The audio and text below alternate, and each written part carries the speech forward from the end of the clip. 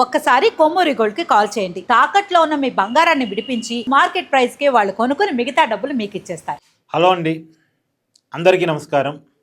మీరు ఒకే ఒక్కటి సినిమా చూసారా? అర్జున్ హీరో ఒకే ఒక్క రోజు సీఎం పదవిని ఇస్తాడు. సీఎం పదవిని ఉపయోగించుకుంటూ ఒకే ఒక్క రోజులో రాష్ట్రంలో సంస్కరణలు ఎలా తీసుకురావాలి, అవినీతి ఎక్కడ జరుగుతుంది, తప్పు ఎక్కడ జరుగుతుంది, వ్యవస్థలో ఉన్న లోపాలేంటి, వాటిని సరి చేయటం మీద అర్జున్ పెద్ద ఎత్తున దృష్టి పెడతాడు. ఒక్క రోజులో అందరికీ చుక్కలు చూపిస్తాడు. అలా నిన్న నారా లోకేష్ చేశారండి. 1996లో చంద్రబాబు వ్యవస్థల మీద చాలా సీరియస్గా ఉండేవాళ్ళు. ఎప్పుడు పడితే అప్పుడు ఎవరికి చెప్పా పెట్టకుండా చెకింగ్లకు వచ్చేవాళ్ళు. చంద్రబాబు నాయుడు గారు ఎప్పుడు ఎక్కడికి వస్తారో ఎవరికి అర్థమయ్యేది కాదు. ఆయన వస్తున్నారంటే అధికారులు హడలు పుట్టేది. ఇమీడియట్గా అక్కడికక్కడే డెసిషన్స్ ఉండే, అక్కడికక్కడే తప్పులు చేసిన అధికారుల మీద సస్పెన్షన్లు పెట్టుబడేవి అనేది మనం గతంలో మాట్లాడుకునేవాళ్ళం. ఇప్పుడు అదే రకమైనటువంటి పనితనం, ఉత్సాహం నారా లోకేష్లో కనపడుతుంది. నిన్న మైలవరం దగ్గర ఒక స్కూల్లో నారా లోకేష్ గారు ఉన్నట్టుండి ఆ స్కూల్కి వెళ్ళారు. నిజానికి ఏదైతే స్కూల్లో నిన్న వెళ్ళారో ఆ స్కూల్లో గత కొన్ని రోజుల క్రితం ఫుడ్ సరిగా పెట్టడం లేదంటూ అక్కడ పిల్లలు వీడియోలు చేశారు. అక్కడ హెడ్ మాస్టర్ చేపించాడు అనేటువంటిది ఆరోపణ. ఆ హెడ్ మాస్టర్ మీద శాఖాపరమైన చర్యలు తీసుకున్నారు. సరే, అప్పుడే నారా లోకేష్ గారు రియాక్ట్ అయ్యారు. పిల్లలకి పెట్టే తిండి విషయంలో రాజీ పడొద్దు, మంచి భోజనం పెట్టాలి అని చెప్పేసి ఆ రోజే దాని మీద చాలా సీరియస్గా రియాక్ట్ అయ్యారు. అధికారులకు ఆదేశాలు జారీ చేశారు. ఆ రోజు అది జరిగిపోయింది. తర్వాత అది కావాలని చేపించాడు, అక్కడ హెచ్ఎం తేలింది. సరే, అది పక్కన పెడితే అసలు అధికారులు చెప్పేది నిజమా, లేదు ఆ హెచ్ఎం చెప్పింది ఆ రోజు నిజమా తెలుసుకోవాలనేది లోకేష్ గారికి ఉంది. సరే, అప్పటికప్పుడు వెళితే అధికారులు జాగ్రత్తగా ఉంటారు కాబట్టి కొన్ని రోజులు గ్యాప్ ఇచ్చి నేను అసలు ఒక ఐటీ సెంటర్ ఏదో ఒక బిల్డింగ్ ఓపెన్ చేస్తే ఆ షెడ్యూల్ లేదు, అసలు వేరేగా ఉంది ఆయన షెడ్యూల్. కానీ షెడ్యూల్ కంటే భిన్నంగా ఒకవైపు వెళ్లాల్సిన వెహికల్స్ మరోవైపు తిప్పేశారు. ఇప్పుడు నారా లోకేష్ గారు వెహికల్ వేరే వైపుకి వెళ్తుంది అంటే, ఆయన కాన్వాయ్ వేరే వైపు వెళ్తుందంటే ఆయనతో పాటు ఉండే కాన్వాయ్ మొత్తం కూడా నారా లోకేష్ గారిని ఫాలో కావాల్సిందే. ఏంటి లోకేష్ గారు అటువైపు వెళ్తున్నారు మైలవరం వైపు, ఆయన ప్రోగ్రాం అది కాదు కదా, ఆయన షెడ్యూల్ అది కాదు కదా, అందరూ ఆశ్చర్యపోయారు.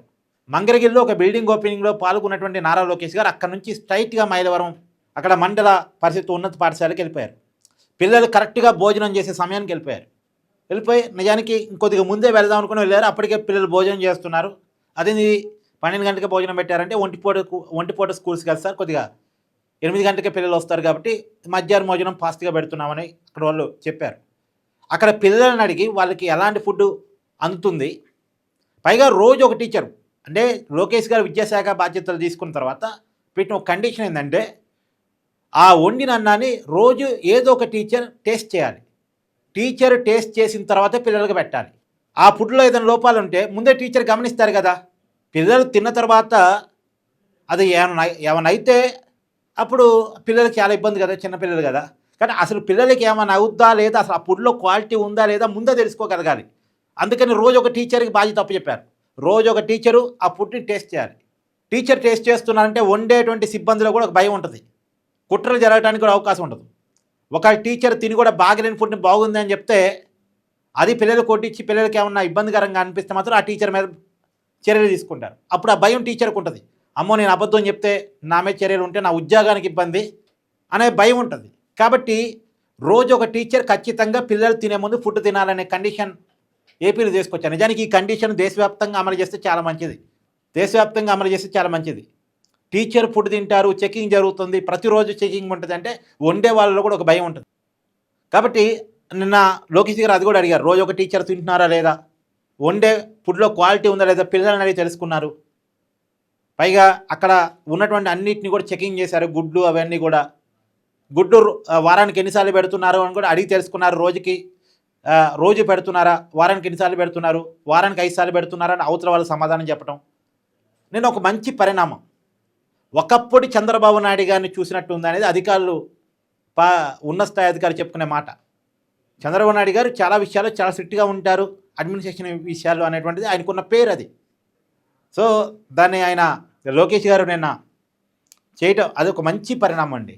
స్కూల్స్ విషయంలో నిజంగా విద్యాశాఖే చాలా పెద్ద ఛాలెంజ్. ఎటువైపు నుంచి ఎలాంటి ఇష్యూ వస్తుందో తెలియదు. దాన్ని అసలు విద్యాశాఖ తీసుకోవడానికి ఎవరు ఇష్టపడరు. అదొక ఛాలెంజింగ్ టాస్క్. దాంట్లో ఫెయిల్ అయితే అనవసరంగా బదనామ్స్ వస్తాయి. ఎంత చేసినా చేయలేదనే ఫీలింగ్స్ ఉండిపోతూ ఉంటాయి విద్యాశాఖలో. కాబట్టి ఆ శాఖను తీసుకొని ఛాలెంజ్గా ఒకవైపు ఐటీ శాఖ నిర్వహిస్తున్నారు, రాష్ట్రంలో పెట్టుబడులు వాటి కోసం తీవ్రమైన ప్రయత్నం ఆయన చేస్తున్నారు పరిశ్రమల శాఖ మంత్రిగా. ఇంకోవైపు ఈ ఛాలెంజింగ్ టాస్క్ను కూడా ఆయన బాగా చేస్తున్నారు. నిన్న లోకేష్ గారు చేసినటువంటి చెకింగ్ దాని మీద మీ అభిప్రాయాన్ని కూడా కామెంట్ చేసే ప్రయత్నం చేయండి. ఏకంగా ఒక స్కూల్కి వెళ్ళి మధ్యాహ్న భోజనం చేస్తూ పిల్లలతో ముచ్చటిస్తూ అధికారులను హడలు పుట్టించినటువంటి దాని మీద మీరు కామెంట్ చేసే ప్రయత్నం చేయండి. Thank you.